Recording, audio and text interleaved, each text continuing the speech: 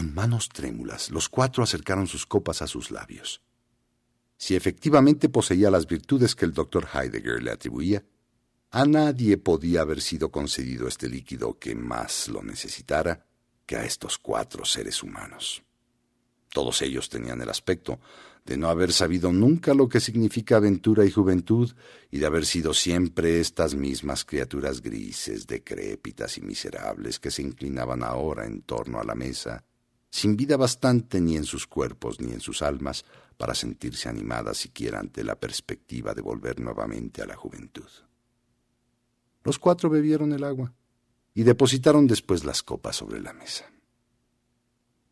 Casi en el mismo momento tuvo lugar un cambio en el aspecto de los invitados, semejante al que pudiera haberles producido una copa de vino generoso, unido al resplandor repentino del sol sobre sus fisonomías. En lugar del tono ceniciento que había dado hasta ahora a su rostro un aspecto cadavérico, sus mejillas comenzaron a colorearse súbitamente. Los cuatro comenzaron a mirarse unos a otros, pensando que, en efecto, algún poder mágico empezaba a borrar los trazos profundos y tristes que el Padre Tiempo había grabado durante tantos años en sus facciones. La viuda Wycherley se ajustó la cofia y comenzó a sentirse de nuevo algo semejante a una mujer. «¡Denos más de esta agua maravillosa!», gritaron ansiosamente. «Somos más jóvenes, pero todavía somos demasiado viejos. ¡Deprisa! Denos usted más». «Paciencia, paciencia», dijo el doctor Heidegger, que observaba el experimento con la frialdad de un filósofo. «Durante decenios enteros han estado ustedes envejeciendo. Debería bastarles, pues, con convertirse en algo más jóvenes en media hora. No obstante, el agua está a su disposición». Al decir esto, el doctor Heidegger llenó de nuevo las copas con el líquido de la juventud, del que había aún en la vasija una cantidad suficiente como para volver a todos los ancianos de la ciudad tan jóvenes como sus nietos. Mientras estaban las burbujas ascendiendo a la superficie, los cuatro invitados del doctor tomaron sus copas de la mesa y bebieron el líquido de un trago. ¿Era ilusión? Mientras el filtro encantado estaba aún pasando por sus gargantas, cada uno de ellos experimentó un cambio total en su organismo. Sus ojos se hicieron claros y brillantes. Una sombra oscura comenzó a dibujarse entre la plata de sus cabellos, y los que ahora rodeaban la mesa eran 3 caballeros de mediana edad y una señora que parecía estar en las fronteras de la primera y la segunda juventud. «Mi querida Mrs. Wycherley, es usted encantadora», dijo el coronel Killigrew, cuyos ojos habían estado fijos en el rostro de la viuda, mientras las sombras de la edad desaparecían de él como la oscuridad retrocede ante los primeros resplandores del alba. La viuda sabía que los cumplidos del coronel Killigrew no se movían estrictamente dentro de los límites de la verdad, así que se levantó y corrió al espejo, con el temor de que volviera a salir a su encuentro la faz arrugada y contrahecha de una anciana. Mientras tanto, los 3 caballeros se comportaban de una manera que hacía pensar que el agua de la juventud poseía también ciertas cualidades tonificantes. A no ser que el ardor exuberante de sus ánimos fuera un vértigo momentáneo producido por la repentina desaparición del peso de los años. La mente de Mr. Gascoigne parecía dirigirse al terreno de la política, aunque era imposible decir si del pasado, presente o futuro, pues las mismas ideas y frases que pronunciaba habían estado en circulación durante los últimos 50 años. Unas veces profería atropelladamente párrafos altisonantes sobre patriotismo, gloria nacional y derechos del pueblo. Otras sobre alguna materia peligrosa, perdiéndose en un susurro tan leve que ni su propia conciencia podía percatarse del secreto.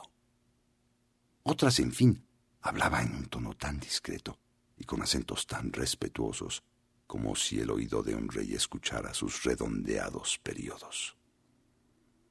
Durante este tiempo, el coronel Killigrew había canturreado una canción alegre, haciendo sonar su copa al compás de la canción mientras sus ojos miraban sin cesar las formas seductoras de la viuda Wycherley. Al otro lado de la mesa, Mr. Medbourne Estaba sumido en el cálculo de una operación de dólares y centavos, en el que se mezclaba extrañamente un proyecto de proveer de hielo a las Indias Orientales para lo que se valdría de algunas ballenas que arrastrarían icebergs de los mares polares. Por su parte, la viuda Wycherley se encontraba delante del espejo, admirando y sonriendo su propia imagen, a la que saludaba como si fuera el amigo más querido del mundo. Acercó su rostro al espejo después para ver si efectivamente se habían desvanecido las arrugas que durante tanto tiempo habían estigmatizado su fisonomía. Examinó si la nieve había desaparecido a tal extremo de sus cabellos que de nuevo pudiera quitarse la cofia que cubría su cabeza.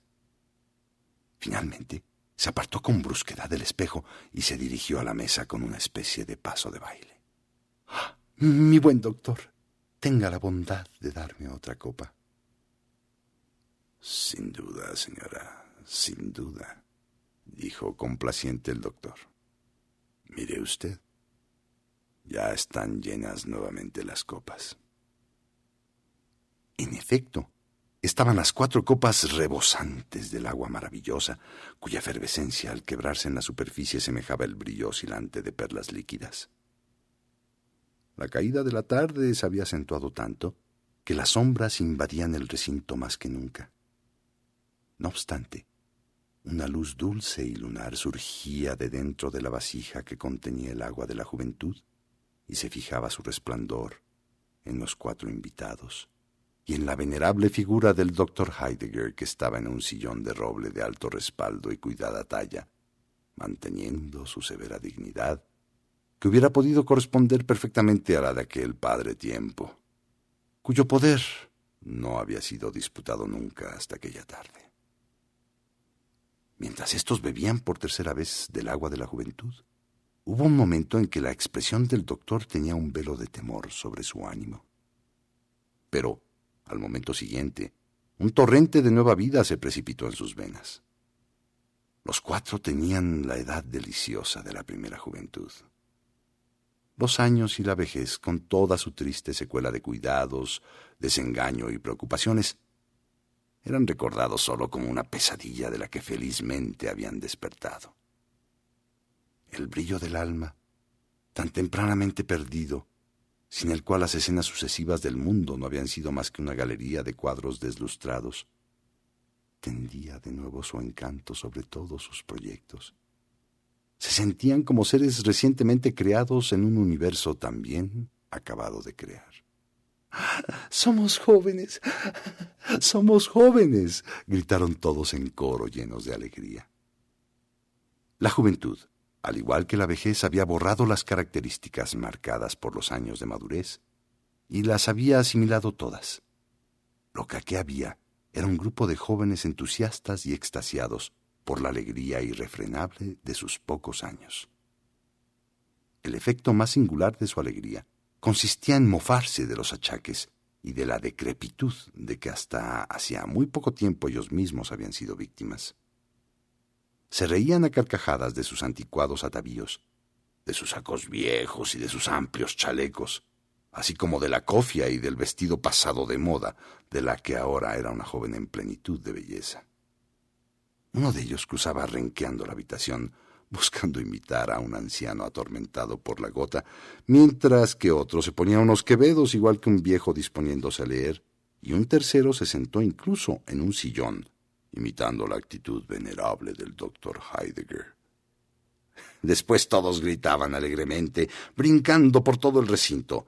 La viuda Wycherley, si es que a una joven tan bella podía llamársele viuda, se dirigió con un paso de baile al sillón del doctor Heidegger, con una expresión de malicia en su rostro sonrosado.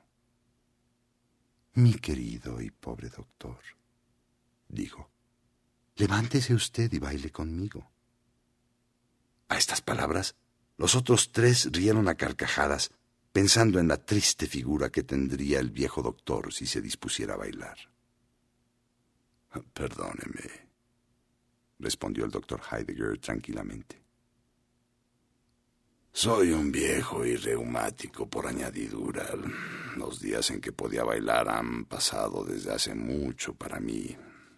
Pero alguno de estos jóvenes que gentilmente nos acompañan es seguro que se sentirían halagados de bailar con una pareja tan hermosa. «Baile conmigo, Clara», gritó el coronel Killigrew. «No, yo seré su pareja», exclamó Mr. Gascoigne. «Clara me prometió su mano hace 50 años», repuso a su vez Mr. Medbourne. Todos comenzaron a rodearla. Uno le tomó las manos y la estrechó apasionadamente.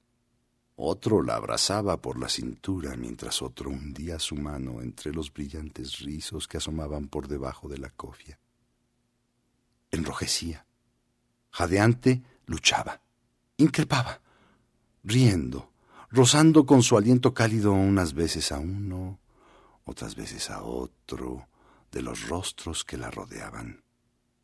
Ella luchaba por desasirse, sin conseguirlo por completo. Nunca hubo cuadro más delicioso de jovialidad juvenil, con una seductora beldad como premio. Debido a la creciente oscuridad de la estancia y a los anticuados trajes que llevaban, proyectaban una imagen distinta. Se ha dicho que el espejo reflejaba solo las figuras de 3 viejos, mustios y decrépitos, contendiendo ridículamente entre sí por una vieja, fea y huesuda dama. Pero todos eran jóvenes, y el ardor de la pasión lo probaba suficientemente, inflamados hasta la locura por los encantos de la rejuvenecida, que ni rechazaba ni admitía a ninguno. Los 3 jóvenes rivales comenzaron a cruzar miradas amenazadoras. Sin abandonar su preciada presa, sus manos se dirigieron a la garganta de los otros. En el curso de la lucha que se desarrolló a continuación, los contendientes derribaron la mesa y la vasija se estrelló contra el piso en 1000 pedazos. El agua de la juventud se extendió en el suelo como un arroyo brillante, humedeciendo las alas de una mariposa que había cumplido su ciclo de vida y había muerto allí. El insecto revoloteó un momento por la estancia y se posó en la cabeza nevada del Dr. Heidegger. «Calma, calma, señores. Vamos, Madame Montchalin», gritó el doctor. «Ustedes comprenderán que debo protestar contra este alboroto». Todos abandonaron el tumulto y se estremecieron. Parecía, en efecto, como si el tiempo gris les llamara otra vez desde su juventud al valle oscuro y frío de los años. Sus miradas se fijaron en el doctor Heidegger, que permanecía sentado, manteniendo entre los dedos la rosa de medio siglo que había salvado de entre los trozos de la vasija rota. A una señal de su mano, los 3 contendientes tomaron asiento, en su mayoría gustosamente, pues el violento ejercicio los había fatigado, incluso siendo jóvenes como eran. «Mi pobre Rosa», exclamó el doctor Heidegger, mientras sostenía la flor en las sombras del crepúsculo. «Me parece que otra vez comienza a marchitarse». Así era, en efecto.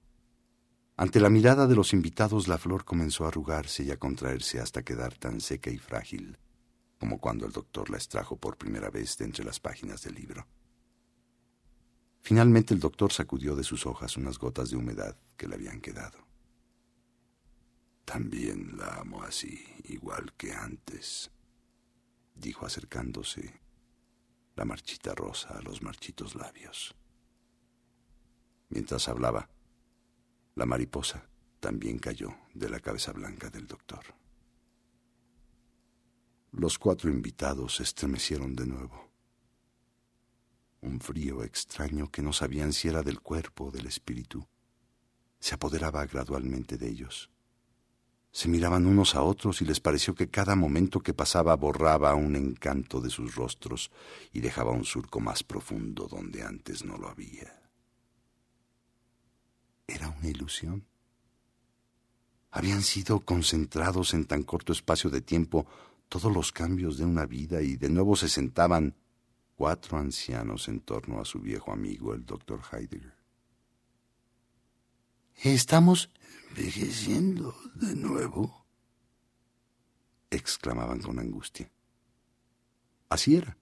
En efecto, el agua de la juventud poseía una virtud más transitoria que la del vino, y el delirio que causaba se había desvanecido. Sí. Otra vez eran viejos. Con un movimiento tembloroso que aún indicaba que se trataba de una mujer, la viuda se cubrió el rostro con sus huesudas manos y deseó que la tapa del ataúd descendiera sobre ella, si no podía volver a ser hermosa. Sí, amigos míos, otra vez ustedes son viejos, dijo el doctor Heidegger. Y además el agua de la juventud se ha derramado totalmente. Por mi parte no lo lamento, aunque la misma fuente manara al pie de mi puerta, no daría un paso para humedecer mis labios en su agua. No, aunque su delirio durará años en lugar de minutos. Esta es la lección que ustedes me han enseñado.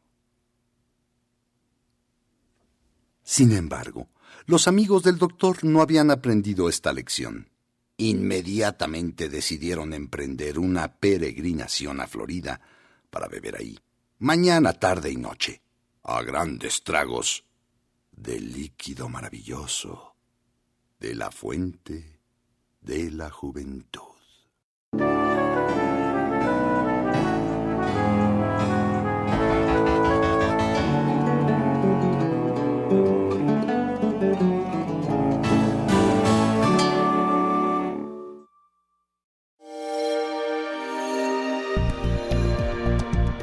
Descarga Cultura. .unam